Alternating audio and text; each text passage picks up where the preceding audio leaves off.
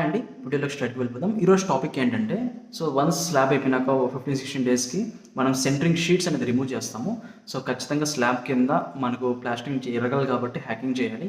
So hacking prices ఎలా ఉన్నాయి ఏంటన్నది ఈరోజు మనం చూసేద్దాం. ఫ్రెండ్స్, మార్కెట్లో అయితే ప్రజెంట్ ₹1 నుంచి అయితే ప్రైజెస్ అయితే స్టార్ట్ అవుతున్నాయి.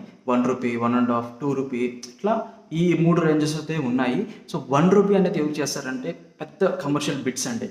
అంటే హెవీ అపార్ట్మెంట్స్ కానీ, కమర్షియల్ మాల్స్ కానీ, అంటే వాళ్ళకి స్పేస్ ఎక్కువ ఉంటుంది కాబట్టి వాళ్ళు కొంచెం తక్కువ రూపాయలు చేసినా వాళ్ళకి గిట్టుబాటు అవుతుంది.